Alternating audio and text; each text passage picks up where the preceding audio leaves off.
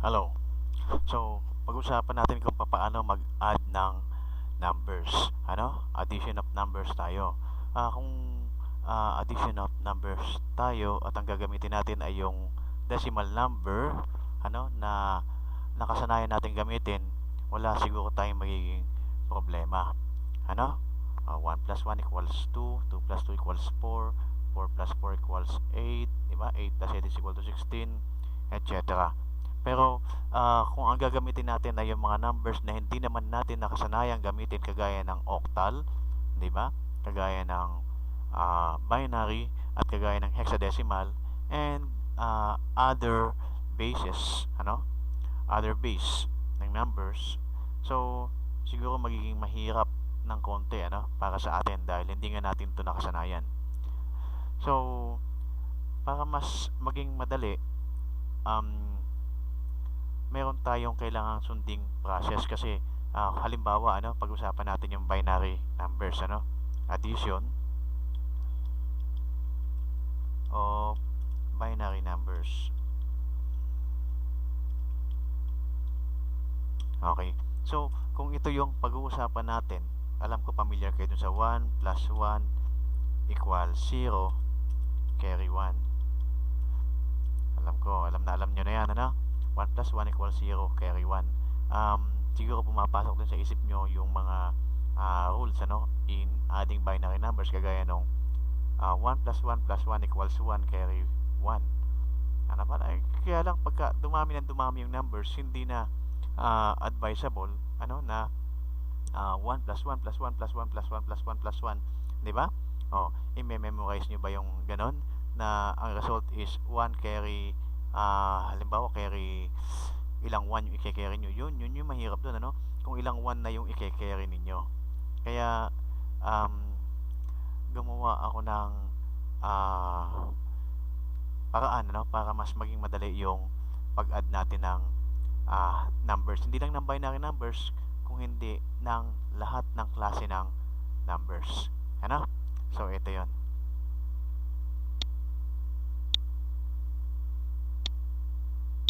Okay. So, ito yung process na susundin natin.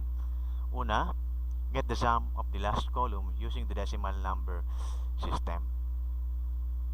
Okay, that's the first step. So, lagay tayo ng example dito para mas madali. Kasi, okay lang yung ganito pagka konti lang yung numbers. Pero pagka dumami ng dumami, katulad ng sabi ko kanina, halimbawa 1, 1, 1, 1 plus 1, 0, 1, 1 plus 1, 1, 0, 0 plus 1, 1, 0, 1 plus ano pa 1, 0, 1, 0. Halimbawa yan, tanggalan natin ng space para mas pero palakihin natin.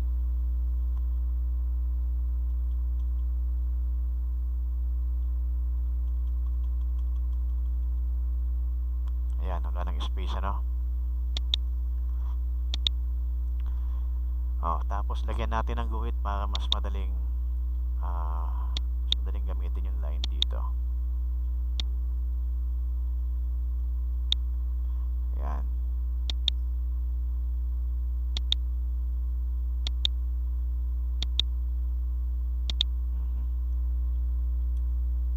Okay.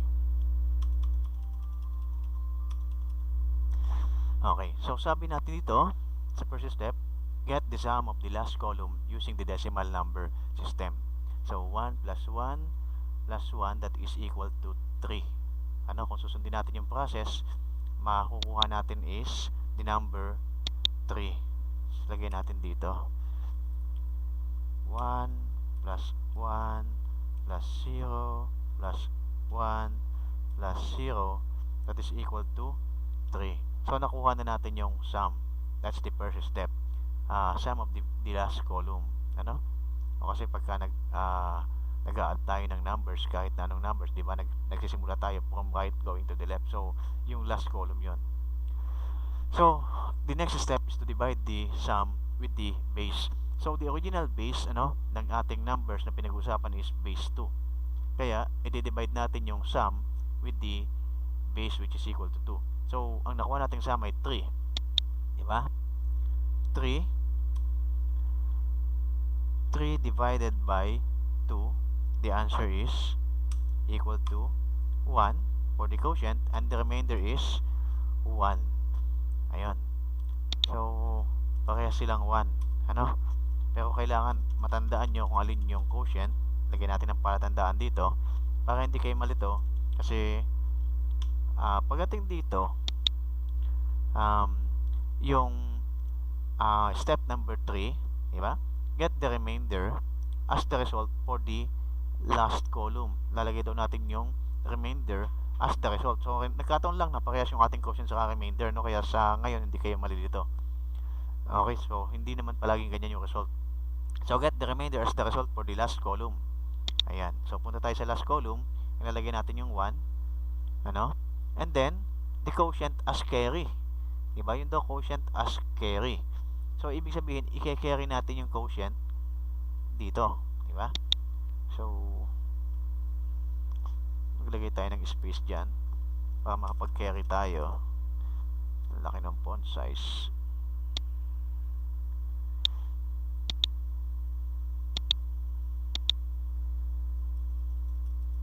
Carry natin yung 1.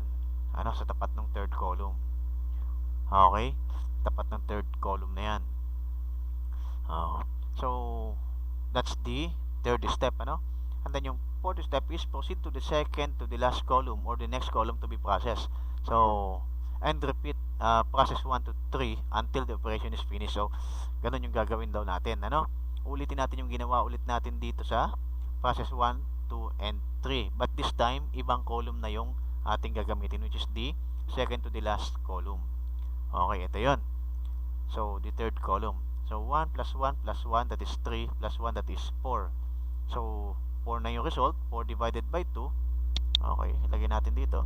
So, 4 divided by 2, that is equal to, the quotient is 2. The remainder is 0. Diba? So, dahil ang quotient niya ay 2, yung 2 ang ating ilalagay dito as carry. Ano? Lagay muna natin yung remainder dito sa baba. Yung remainder, ang kukunin natin as the result of adding the third column. Ano? So, 0. Tapat natin yan para hindi nakakalito. Okay. So, 0. Ano? And then, the carry is equal to yung quotient niya, which is equal to 2. Dito yung 2. Okay. Kinary natin yung 2 dito sa second column. So, ibig sabihin, magpaproceed na tayo dito sa second column. So, 2 plus 1 is 3, plus 1 is 4, plus 1 is 5. Okay. So, yung last result is, last result ba? Yung result ngayon is 5, di ba? So, 5 divided by 2, that is, ilan? That is 2. And then, carry remainder 1, ano? Not carry. Remainder 1. Okay. 2 remainder 1. So, yung kanyang quotient ay 2 at yung kanyang remainder, ang kinukuha natin para sa result ay yung remainder, di ba? So, 1. Tapat ulit natin. Nawawala sa linya. Ano? And then, 2. 2 yung ating i-carry ulit. Ano? 2. So again, we will proceed to the addition, ano? 2 plus 1, 1, 2, 3, 4, 5. 1, 2, 3, 4, 5. 5 plus 2, that is equal to 7. Diba? So ipaprocess ulit natin si 7. So 7 divided by 2, that is 3. Remainder 1. Diba? So yung remainder na naman ang kukunin natin, nalagay natin dito. And then, yung quotient natin, gagawin natin ulit as carry. Diba? Carry. Ayan na, carry 3. Lumaki na naman yung font size.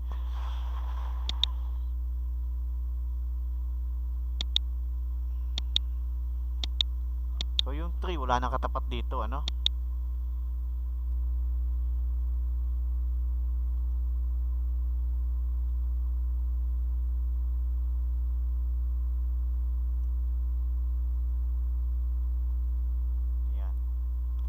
wala nang katapat yung 3.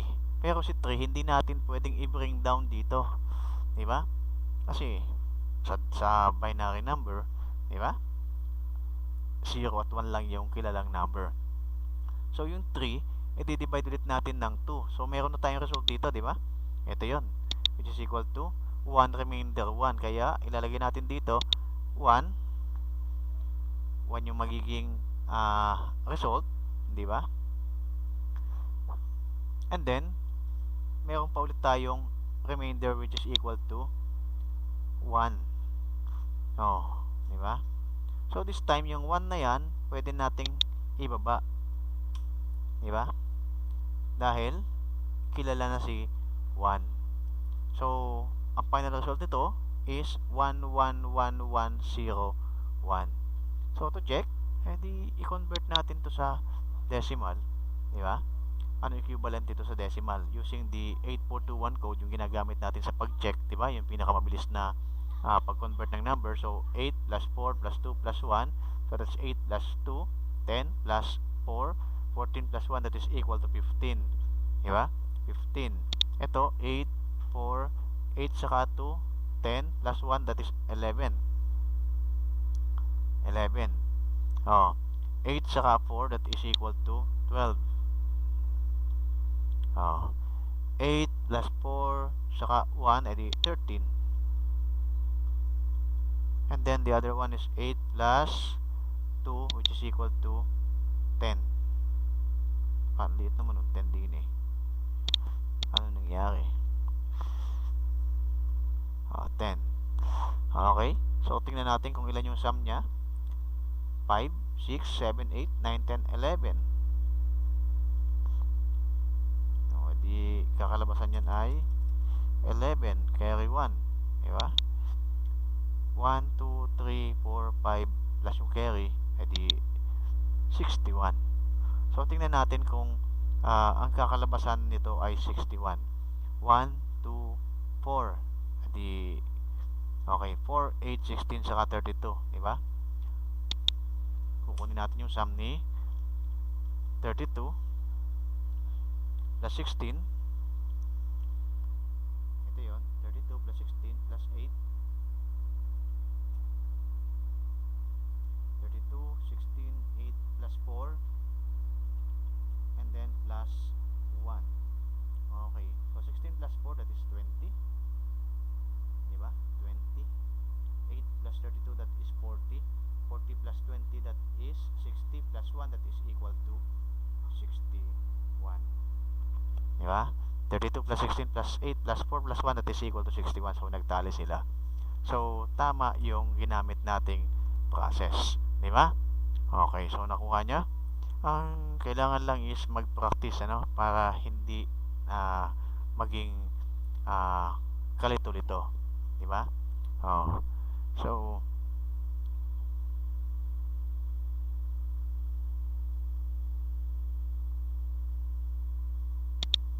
ganun yung gagawin natin, ano? Susundin natin yung 4 na steps na yan. Parang 3 steps lang yan. Pero binanggit na rin natin sa pang-4 na magbabago yung column eh, di ba? Kasi kung hindi magbabago yung column, edi hindi matatapos yung operation, di ba? Okay. So ganyan ang pag-add ng numbers, ano? Kailangan nating sundin yan. Parang yung sa pag-convert din ng number, di ba? Kailangan nating sundin si dot, ano?